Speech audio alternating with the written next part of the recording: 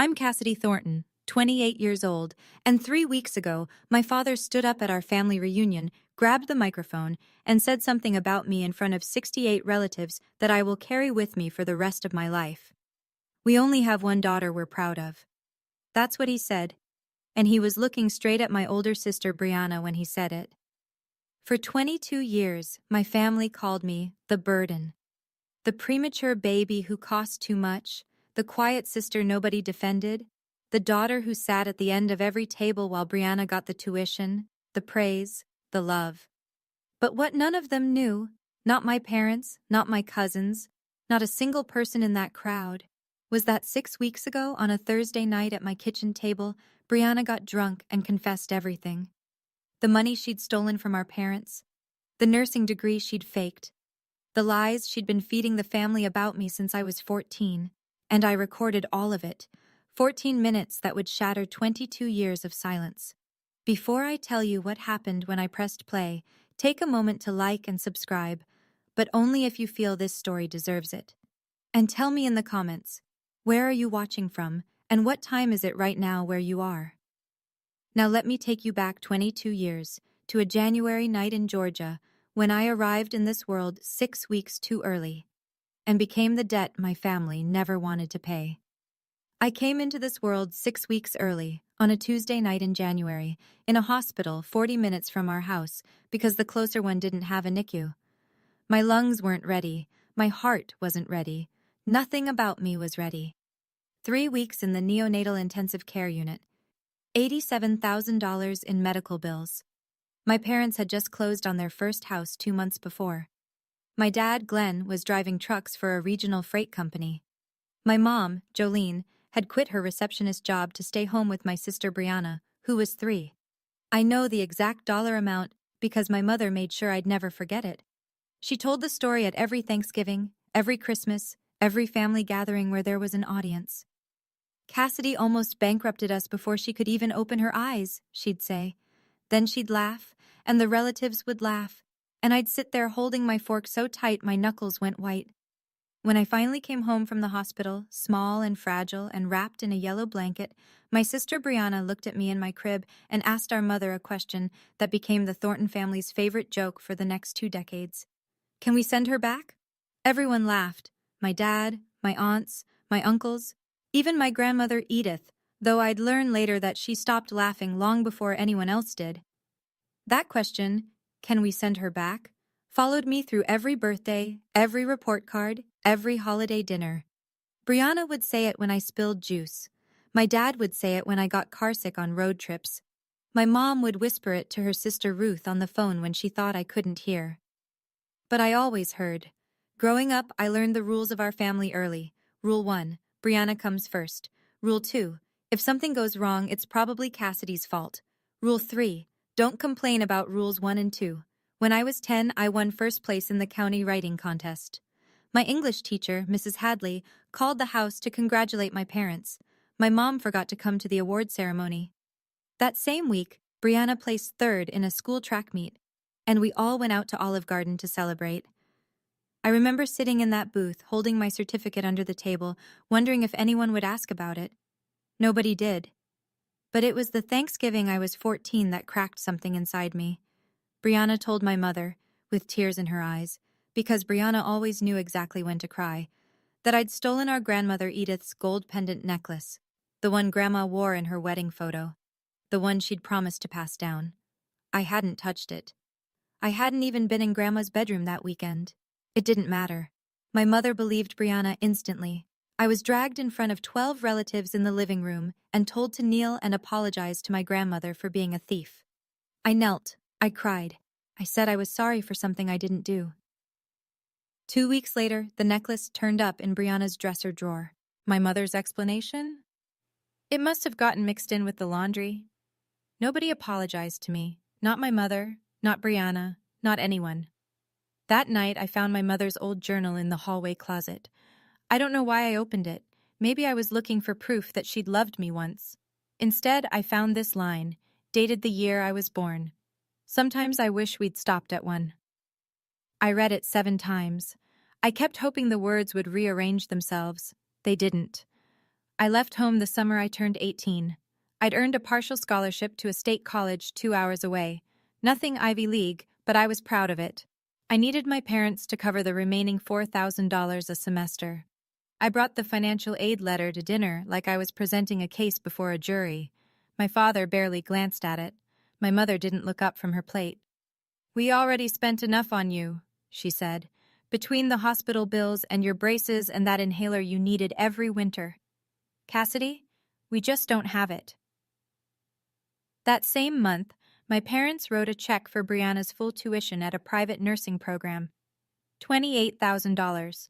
No partial scholarship. No questions asked. So I worked.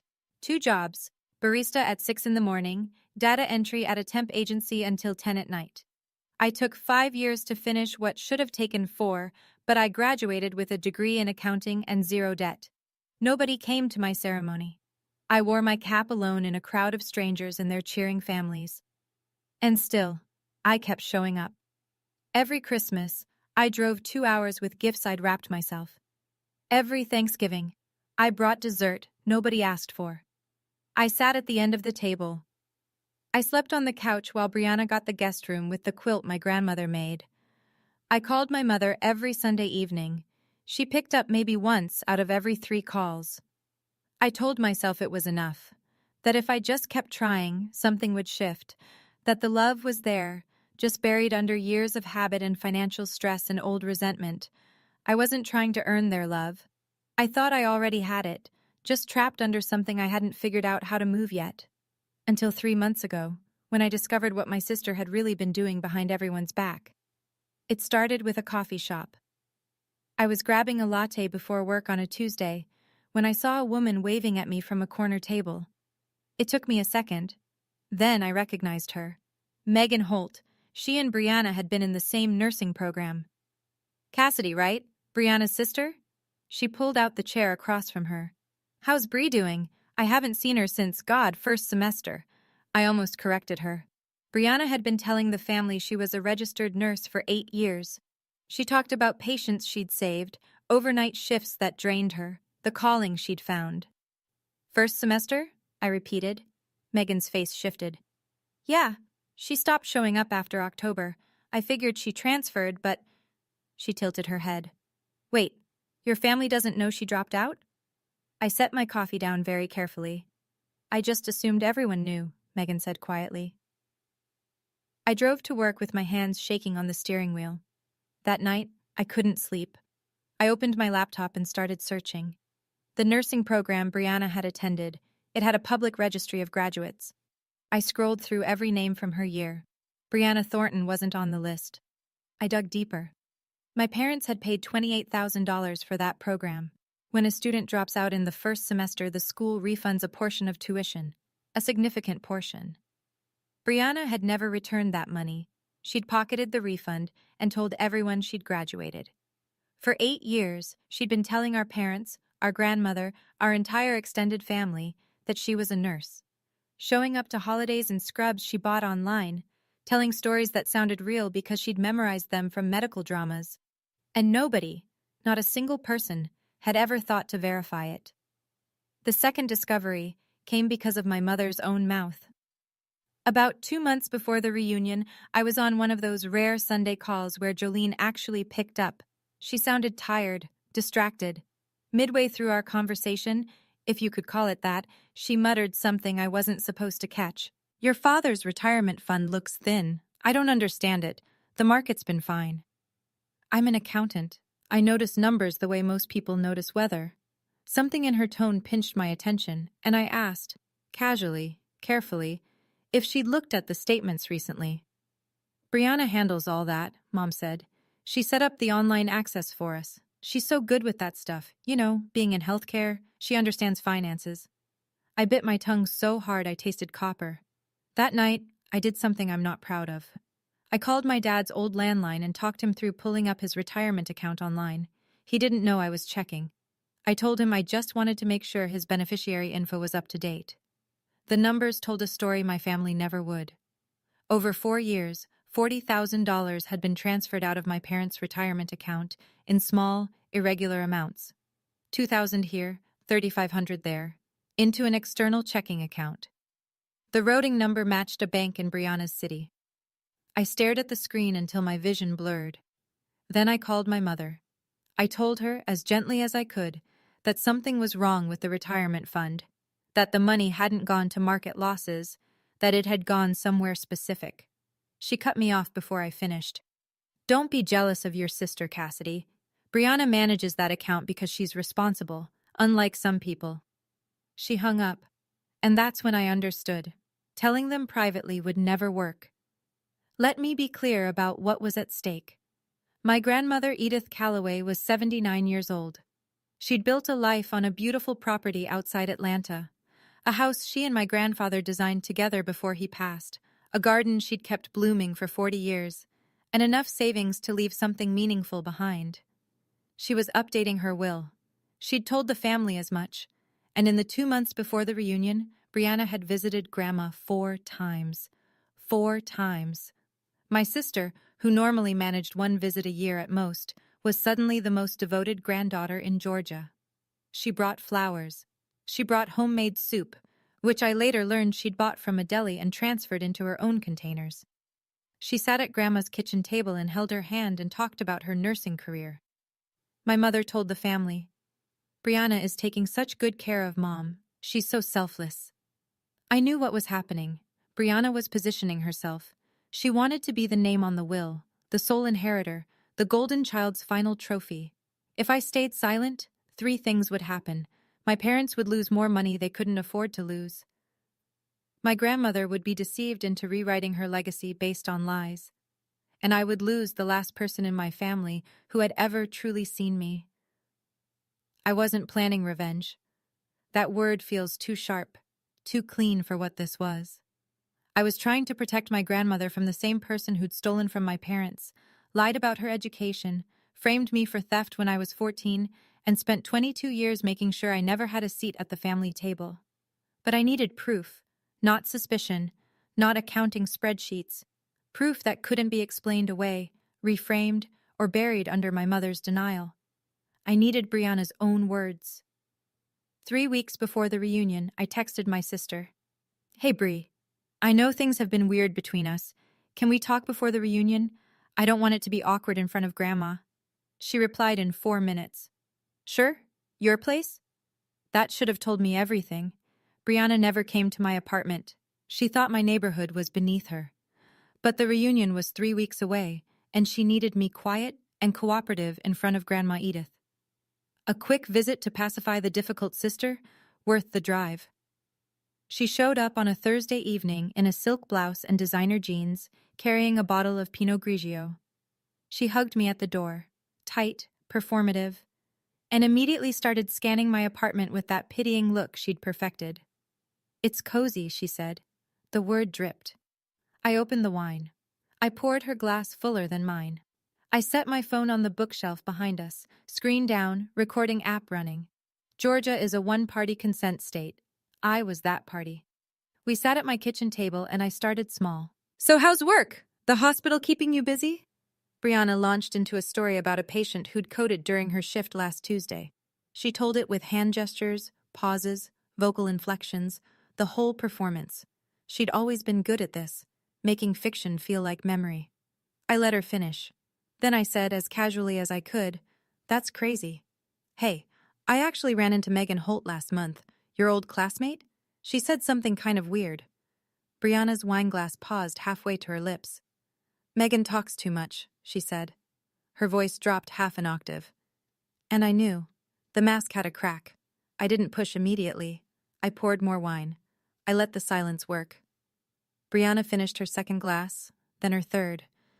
The Pinot Grigio was doing what I couldn't, loosening the bolts she kept so carefully tightened in public. "Bri," I said quietly, "I'm not judging you. I just want to understand. We're sisters." She stared at me for a long time. Then something shifted behind her eyes. Not guilt, not fear, but something worse. Contempt. The kind that comes from believing you're untouchable. "You want to understand?" She leaned back. "Fine."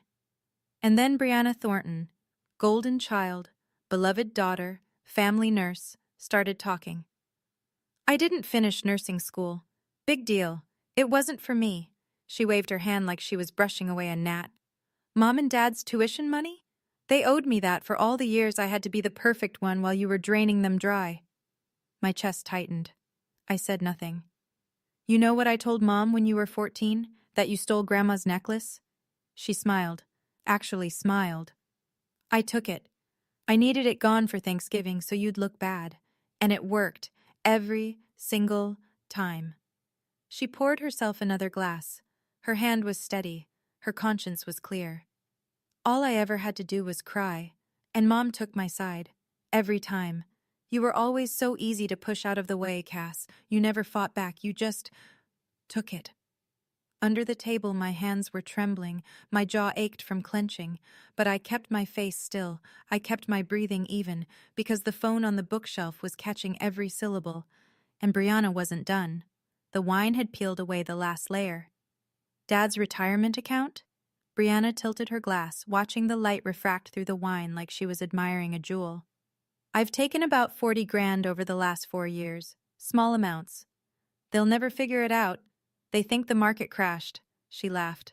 A short, bright, careless sound. And Grandma? I asked. My voice was steady. Barely. Brianna leaned forward, elbows on the table. Why do you think I've been visiting her, Cass? She's rewriting her will. I'll make sure my name is the only one that matters. She held my gaze, and then she said the thing that sealed everything. And you? You'll get nothing, just like always. She set her glass down gently. Because in this family, I'm the daughter. You're the bill. You're the bill, not the burden. The bill, like I was a debt they'd never wanted to pay.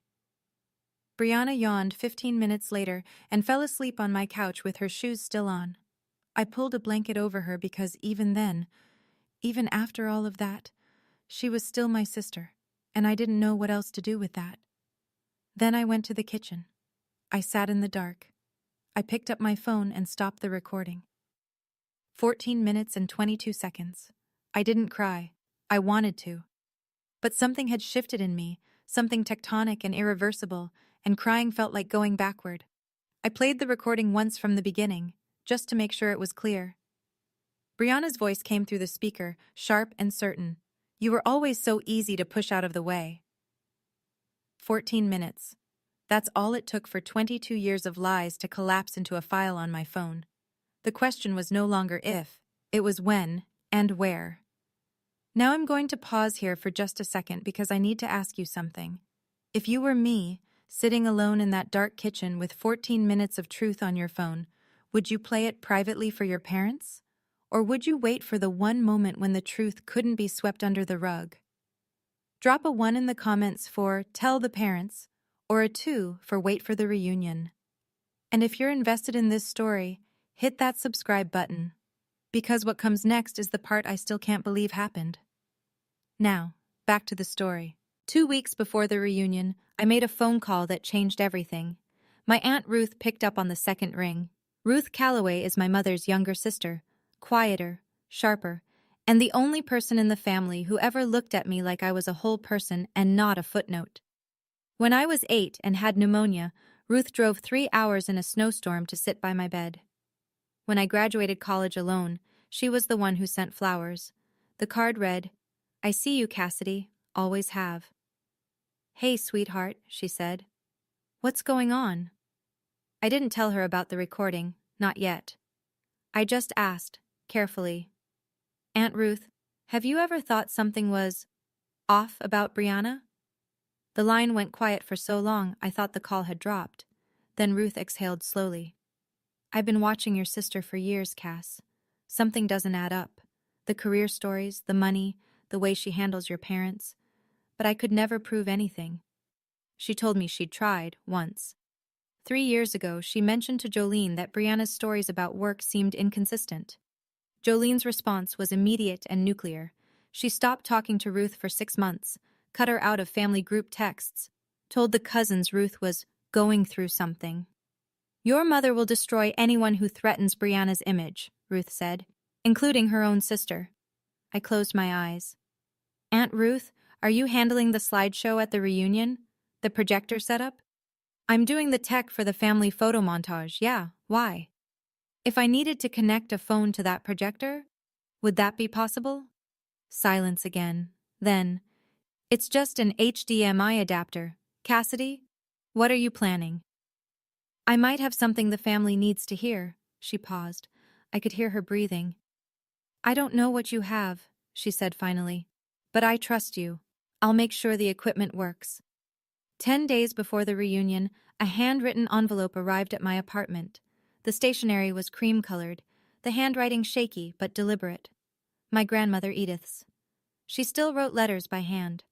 She said email was for people in a hurry, and she'd earned the right to take her time. My dear Cassidy, the letter read, the reunion is July 19th. I want both my granddaughters there. I want to see your face. Please come.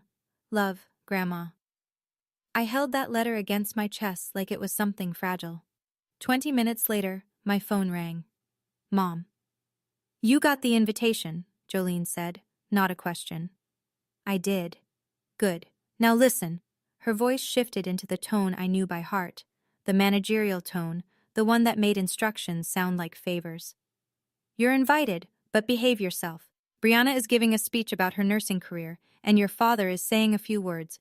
Just sit and smile and be grateful you're included. I gripped the phone tighter. I'll be there, Mom. And wear something decent, Cassidy. Last time you looked like you didn't even try. I said nothing. Oh, and Mom is making some big announcements at the reunion, Jolene added, almost casually. Family decisions, important ones. So just don't make it about you. She hung up before I could respond. She always did. I sat on the edge of my bed and read Grandma Edith's letter one more time. Then I opened my closet and looked at the white dress I'd been saving for something I couldn't name. Something that mattered. This was Brianna's stage. My parents had cast the roles. She was the star. I was the background extra who should be grateful for a seat. But I was done with their script. I was bringing my phone and my own story. The night before the reunion, I sat on my living room floor with my phone and a pair of earbuds and listened to the recording one more time. Brianna's voice filled my ears, close and clear and cruel. You were always so easy to push out of the way. I heard myself asking about Grandma, my voice thin and careful. And then Brianna. You'll get nothing. Just like always. My hands were shaking when I pulled the earbuds out. I almost deleted it. I want you to know that. My thumb hovered over the trash icon for 10 full seconds, and every year of conditioning screamed at me to keep the peace, to swallow it, to be the good daughter who never makes trouble. But then I thought about my grandmother's letter. I want to see your face. I thought about my dad's retirement account, bleeding quietly for 4 years. I thought about my 14-year-old self, kneeling on a living room floor, apologizing for a theft she didn't commit. I put the phone in my bag. That evening, I called Aunt Ruth one last time. Is the projector ready? HDMI adapter, external speakers, everything set for the slideshow, she said. Cassidy, whatever you're doing, are you sure? I'm sure. A long pause. Then I'll make sure it works. You just have to plug in. After we hung up, I wrote a letter to my grandmother. Short, honest. I sealed it in an envelope and slipped it into my bag next to the phone. It said, Grandma, I'm sorry if what happens tomorrow hurts you, but you've always taught me that the truth matters more than comfort. I hope you still believe that. I didn't sleep that night, but for the first time in years, I wasn't afraid of what morning would bring. I was ready.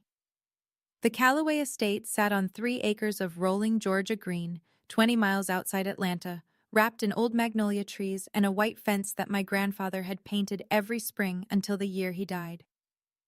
Grandma Edith hosted the family reunion there every 5 years. This one was the biggest. 68 people across 4 generations of Callaways and Thorntons. Long banquet tables draped in white cloth stretched across the back lawn. String lights hung between the magnolias, waiting for dusk. A projector screen stood near the main table, already set up for the family photo slideshow, Aunt Ruth's work. I arrived early. White dress, hair down, phone in my clutch, heart in my throat. Aunt Ruth was adjusting the speaker cables near the projector. When she saw me, she nodded once. Calm, steady. She tilted her head toward the HDMI adapter resting on the edge of the tech table. I understood. The guests filtered in over the next hour. Cousins I hadn't seen in years. Great aunts who pinched my cheeks. Uncle Frank with his booming laugh. Kids chasing each other around the garden chairs. Then Brianna arrived. Red dress, expensive heels, full makeup. She floated through the crowd like a celebrity at a premiere, kissing cheeks, squeezing hands, performing warmth so convincingly I almost believed it myself. She went straight to Grandma Edith and wrapped her in a hug that lasted just long enough for 3 people to photograph it. My parents flanked Brianna like bodyguards. Glenn in his pressed khakis, Jolene in a floral dress, hand on Brianna's shoulder, beaming, the perfect trio. I stood near the back, by the hydrangea bushes, holding a glass of sweet tea I didn't drink. And Grandma Edith, mid-hug with Brianna, looked over her granddaughter's shoulder, found me in the crowd, and gave me a small, sad smile that broke something in my chest. Dinner was served at 6. Fried chicken, collard greens, cornbread, peach cobbler. The Callaway reunion spread hadn't changed in decades. People filled their plates, found their seats, and settled into the kind of warm, loud chaos that big Southern families specialize in. I sat at the far end of the second table. Nobody had assigned seats, but somehow the family geography always pushed me to the perimeter. After dinner, my mother stood up and tapped a fork against her glass. The conversations quieted. Before we do the slideshow, Jolene announced, Brianna has something she'd like to share. Some of you know she's been doing incredible work as a nurse. Bri, honey, come on up. Applause. Warm, encouraging, trusting applause from 68 people who had no reason to doubt.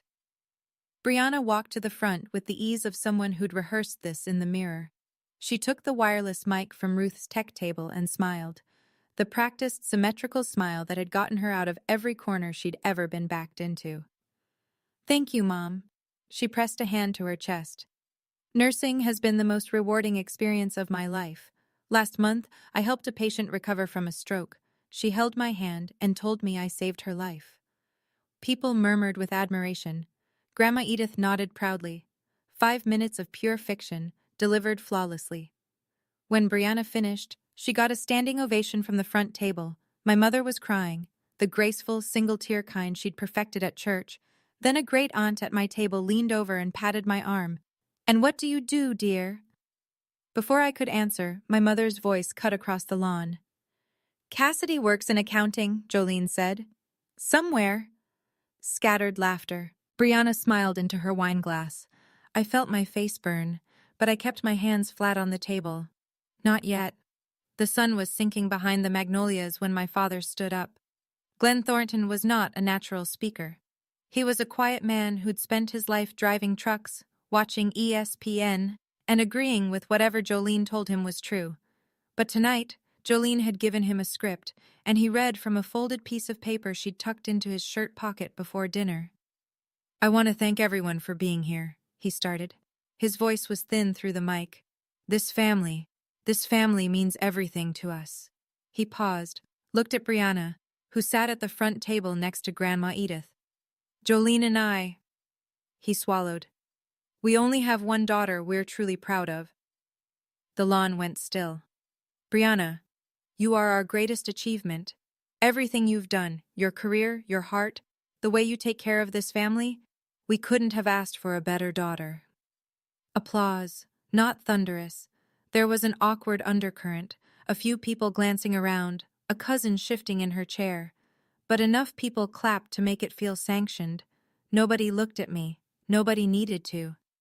I sat at the back table, 68 people in front of me, my father's words still hanging in the summer air like smoke. "We only have one daughter we're truly proud of." He hadn't misspoken. He hadn't been ambiguous. He had said, in front of every aunt, uncle, cousin, and grandparent in our family, that I didn't count.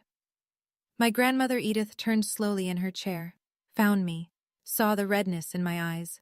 Her brow creased with something I hadn't seen from her in years, alarm. I placed my hand on my clutch, felt the hard edge of my phone through the fabric. 22 years. I stood up. I didn't rush. I didn't storm.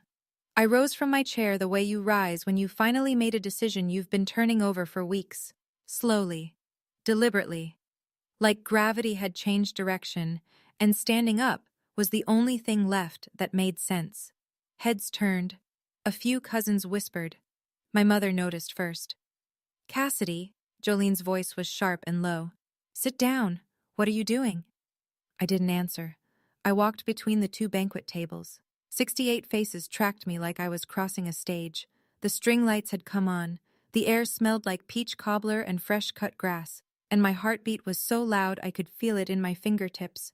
Brianna watched me from the front table, her wine glass frozen halfway to her mouth. Confusion first, then suspicion, then something I'd never seen on my sister's face before, a flicker of fear. I reached the tech table. Aunt Ruth stood beside the projector, arms at her sides. She didn't ask a question. She didn't need to. She picked up the HDMI adapter and held it out to me. I pulled my phone from my clutch, plugged it in. The projector screen lit up behind me, a white glow replacing the frozen family slideshow. My father stepped forward. Cassidy, this is not the time. Actually, Dad. I looked at him, steady. This is exactly the time. I opened the audio file, 14 minutes and 22 seconds. The timestamp on the screen was visible to everyone. My thumb pressed play. And then Brianna's voice, loud, clear, unmistakable, poured out of the outdoor speakers and across the lawn where 68 members of our family sat in the cooling Georgia evening. I didn't finish nursing school. Big deal. Brianna's real face went white as her recorded voice filled the air. The first thing I noticed was the silence, not the polite kind that settles over a room during a speech. This was something heavier, the silence of 68 people realizing all at once that something they hadn't expected was about to change everything they thought they knew. Brianna's recorded voice rolled out from the speakers like a confession played in a courtroom. I didn't finish nursing school. Big deal. It wasn't for me. Mom and Dad's tuition money? They owed me that for all the years I had to be the perfect one. Someone at the second table set their glass down. The tiny clink of crystal on wood sounded like a gunshot in the quiet. My mother launched out of her chair. She moved toward the projector with both hands raised, eyes wild. Turn it off, Cassidy, turn it off right now. She was 3 steps away when my grandmother's voice cut through the air like a blade. Jolene. My mother froze. Grandma Edith hadn't raised her voice. She didn't need to. 79 years of quiet authority did the work for her. She gripped the arm of her chair and looked at her daughter with an expression I'd never seen on her face. Not anger exactly, but a devastation that preceded it. Sit down. Edith's voice trembled, but every word was iron. I want to hear every word. My mother sat, like a child who'd been caught standing on the table. Brianna was on her feet now, hands shaking, the red dress suddenly too bright against her ashen face. That's taken out of context. She set me up. But the recording didn't care about context. The recording just kept going. Brianna's own voice, cheerful and careless and 3 glasses deep, filling the summer air with truths she never meant to share. By minute 4, the recording had reached the money. Dad's retirement account? Brianna's voice was almost gleeful on the playback. I've taken about 40 grand over the last 4 years, small amounts. They'll never figure it out. They think the market crashed. Recorded Brianna laughed. The real Brianna didn't. My father, still standing near the mic at the front, lowered himself into the nearest chair like his legs had stopped working. The color drained from his face in real time. I watched a man who had stood in front of his family and erased one daughter to praise another, suddenly realize that the daughter he'd praised had been robbing him. That's our retirement, Glenn whispered. But the mic was still on, and everyone heard it. Jolene turned to Brianna. Tell me that's not true. Her voice cracked down the middle. Tell me, Brianna. Mom, I can explain. It wasn't like that. I was going to pay it back. The recording cut her off. Brianna's own voice again, bright and unbothered. Mom believes everything I say. All I have to do is cry and she takes my side. My mother's hand went to her mouth. A sound came out of her. Not quite a cry, not quite a gasp, something between the two that I think only happens when you hear your own manipulation described to you by the person who weaponized it. Around the tables, the reactions rippled outward. Uncle Frank crossed his arms and shook his head slowly. A cousin's wife leaned over and whispered something urgent to her husband. Two of the older aunts exchanged a look that carried 30 years of suspicion finally confirmed. And Grandma Edith sat perfectly still, her hands folded in her lap, listening to every word with the careful attention of someone assembling a verdict. Then came minute 6. And the necklace. "You know what I told Mom when you were 14? That you stole Grandma's necklace?" Recorded Brianna's voice was warm with wine and self-satisfaction. "I took it. I needed you out of the picture for Thanksgiving, and it worked." The sound that came from my grandmother was small, but it stopped everything. Edith pressed her hand flat against the table. Her fingers were shaking. She turned and looked at me, not with pity, but with a horror that told me she was reliving that Thanksgiving. The 14-year-old girl on her knees, apologizing for a crime she hadn't committed. The granddaughter she'd watched be humiliated while the real thief stood beside her, dry-eyed and smiling. "Oh, sweetheart," Edith whispered. I don't think anyone else heard her, but I did. The recording rolled on. Minute 7. "Why do you think I've been visiting Grandma? She's rewriting her will. I'll make sure my name is the only one that matters." Edith's grip on the table tightened until her knuckles went bone white. "And you?" Recorded Brianna leaned into the mic like she was sharing a secret. "You'll get nothing, just like always, because in this family, I'm the daughter. You're the bill." That was the moment Brianna ran. She shoved her chair back with a screech that tore through the quiet. She grabbed her purse, kicked off one heel, and half ran, half stumbled across the lawn toward the garden gate, her red dress catching the string lights. But the estate was 3 acres. The gate was far, and 68 people watched her every step. Cousin Marcus, 24, built like a linebacker, arms folded, was standing by the garden path. He didn't grab her. He didn't speak. He just stood there. And Brianna stopped. Behind her, Grandma Edith rose from her chair. My grandmother walked to the front of the gathering, the way women of her generation do when they've reached the limit of what they'll tolerate. Slowly, straight-backed, with a dignity that makes silence feel mandatory. Someone handed her the wireless mic. She held it with both hands. "I have spent 79 years building this family," Edith said. Her voice shook, but it carried. "And today I learned that the person I trusted most in it has been lying to all of us." She turned to me. "Cassidy." I couldn't breathe. "I owe you an apology." Her eyes glistened. "I watched them push you to the side for years. I told myself it would get better. I told myself your mother would come around. I should have spoken sooner. I should have fought harder for you, and I am deeply, deeply sorry." I pressed my lips together. I would not cry in front of 68 people. I would not. Edith turned back to the crowd. "I will be meeting with my attorney on Monday morning. My will, as it currently stands, will be rewritten." She paused, letting that land. "I want every person here to know why." The lawn was so quiet, I could hear the cicadas in the magnolias. "Not because of money," Edith continued, "because trust, once broken, has to be earned back." She looked at Jolene, who sat motionless in her chair, mascara streaked, then at Glenn, who stared at his hands. "And some of you have a lot of earning to do." At the edge of the garden, Brianna stood frozen, one shoe on, clutch pressed against her chest, tears running down her face. I stood beside the projector, phone still connected, recording ended. I hadn't said a single word since pressing play. I didn't need to. The truth had said everything for me. I want to stop here for a moment, because this part still sits heavy with me. Do you think my grandmother did the right thing? Or was it too much, announcing it like that, in front of everyone? Drop justice in the comments if you think she was right. Drop too far if you think the will conversation should have stayed private. I genuinely want to know what you think, and if you haven't subscribed yet, we're not done. There's still fallout I need to tell you about. Let me keep going. The reunion didn't end, it fractured. After Grandma Edith's announcement, the gathering split like a cell dividing. Nobody left. This was too seismic to walk away from. But the lawn rearranged itself into clusters, each one processing a different piece of what had just happened. The older relatives, Uncle Frank, Aunt Lois, the great aunts who remembered Edith's late husband, gathered around my grandmother like a protective ring. Frank put his hand on Edith's shoulder and said, low but audible, "We're behind you, Edith, whatever you need."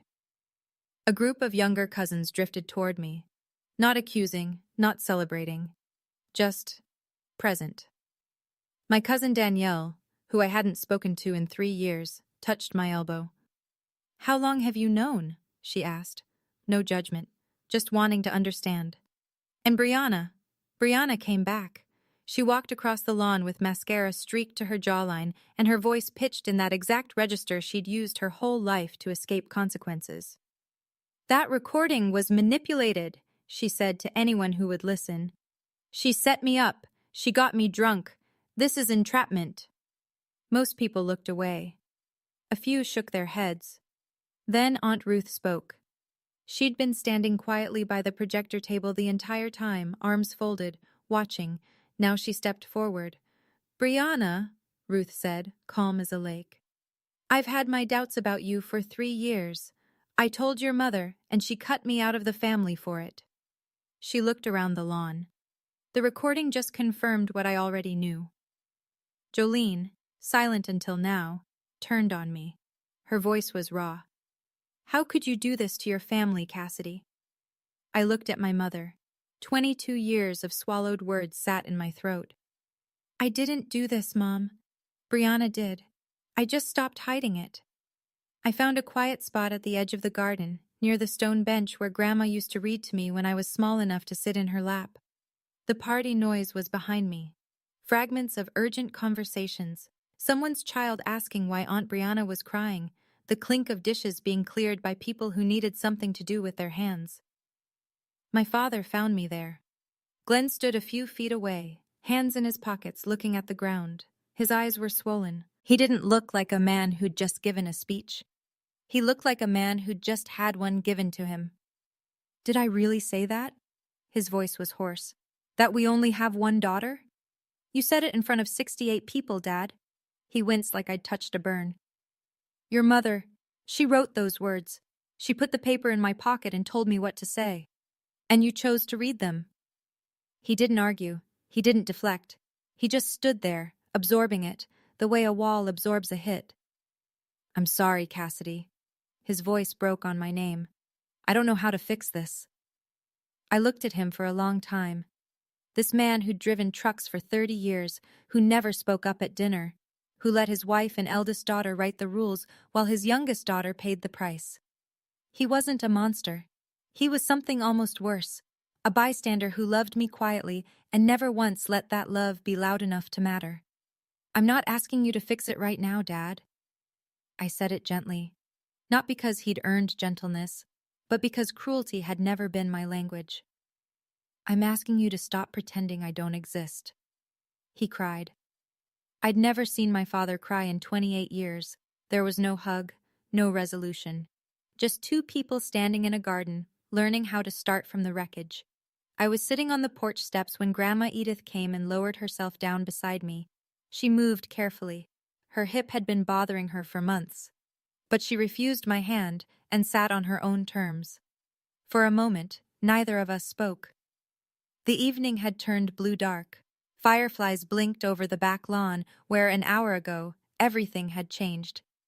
"You held on to that recording," Edith said. Not a question. "You could have used it to hurt her weeks ago, but you waited." "I almost didn't play it, Grandma. I almost walked out." "But you didn't." She reached over and took my hand. Her skin was thin and cool, but her grip was firm.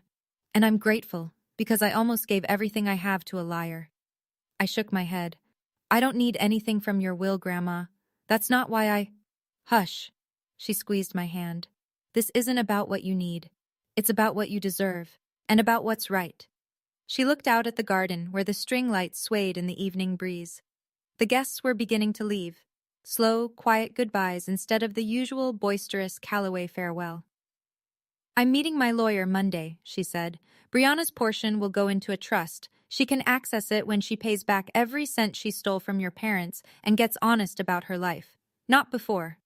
Then she told me something that knocked the breath out of me. "I put your name in my will 30 years ago, Cassidy. When you were born. Your mother asked me to remove it when you were 6. She paused. I refused, but I stopped talking about it, to keep the peace. She looked at me with wet eyes. I should never have kept quiet.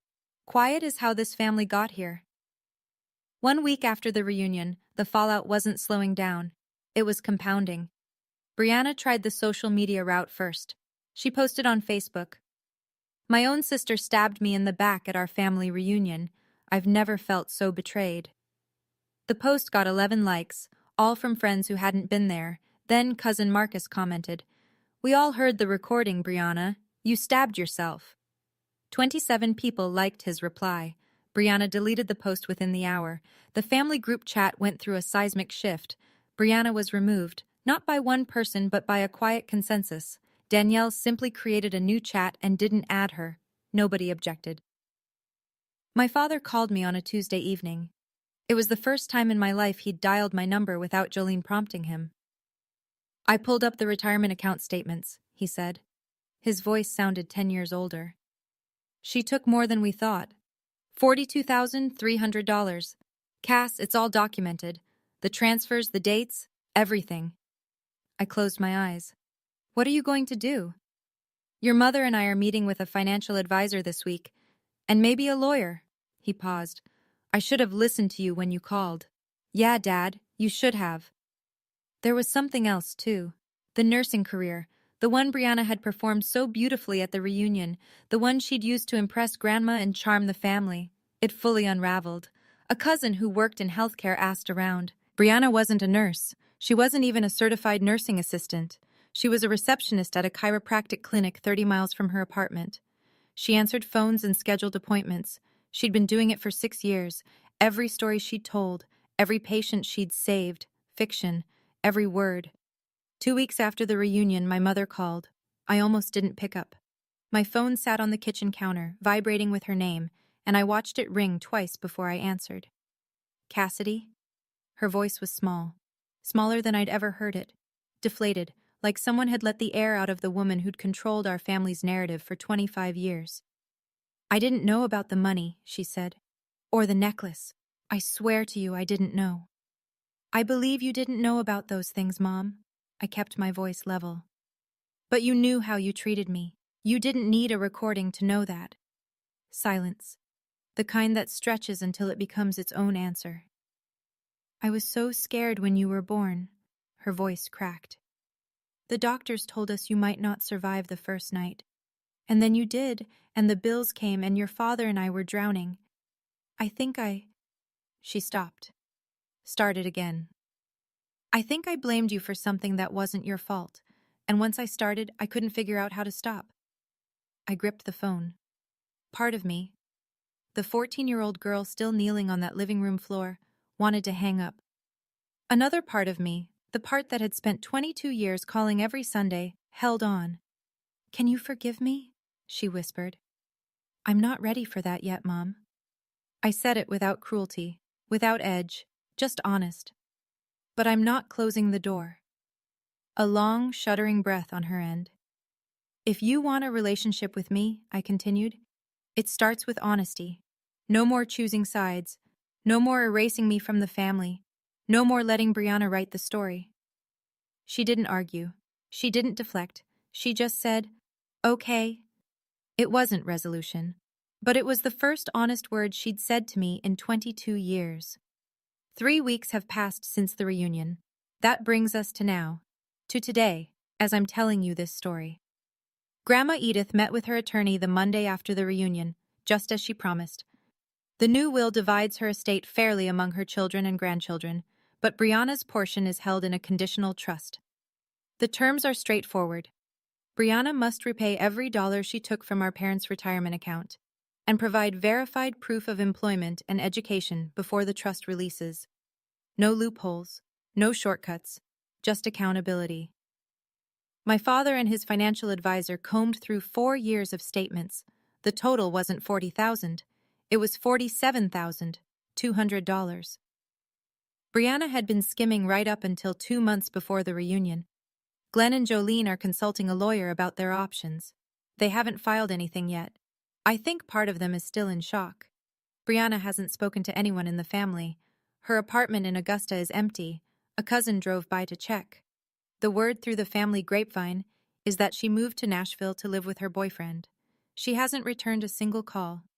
As for Aunt Ruth, Grandma Edith invited her back into the family circle the day after the reunion. 3 years of silence, broken by a single phone call. Ruth told me later that Edith said, "I should have listened to you. I should have listened to both of you." Last week, I received an email from my grandmother. No formal language, no legal talk, just one line. "Come visit me anytime, sweetheart. The guest room is yours." It always was. I read that email 4 times. And unlike my mother's journal entry from 22 years ago, the one that said she wished she'd stopped at 1, these words didn't make me wish they'd change.